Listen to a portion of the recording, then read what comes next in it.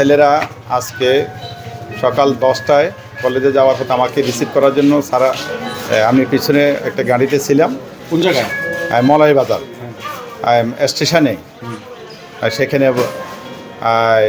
রুহুল আমিনের ভাই আলাউদ্দিন, ইব্রাহিম, দোকানদার বশির, আবু বকর সিদ্দিক ধনু, ওদের নেতৃত্বে বহিরাগতরা আমাকে রেস্টুরেন্ট করা অবস্থায় ছাত্রছাত্রীদের উপর রামদা, পিস্তল, লাঠিসোঁটা নিয়ে হামলা করে। তার মধ্যে আমার 2 জন ছাত্র এখন গুরুতর আহত অবস্থায় গরিপুর হসপিটালে ভর্তি আছে।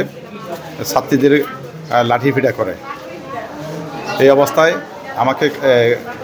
আমি কলেজে যাওয়ার পথে ইউনো মহোদয় বলছে যে আবার আপনি ইউনো অফিসে আসেন, যার কারণে এখন আমি ইউনো অফিসে আসছি। ইউনো মহোদয় সাথে আপনি যাওয়ার পথে তারা কেন আপনার উপর হামলা করলো? তারা প্রায় সময় গত 5 মাস আমি চিকিৎসা ছুটিতে 4 মাস চিকিৎসা ছুটিতে থাকাকালীন সময় আমার বিরুদ্ধে মিথ্যা তথ্য দিয়ে মিথ্যা বানোয়াট অভিযোগ আনয়ন করে।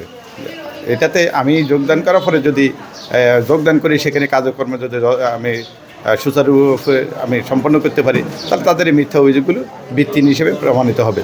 এই কারণে তারা চাচ্ছে না আমি প্রতিষ্ঠানে ওখানে যোগদান করি, সুষ্ঠুরূপে কাজকর্মগুলি পরিচালনা করি। আপনি মূলত কত তারিখ থেকে আপনি ছুটিতে আছেন? আমি 18/8/2024 থেকে চিকিৎসা ছুটিতে আছি। মানে 18 আগস্ট থেকে? জি।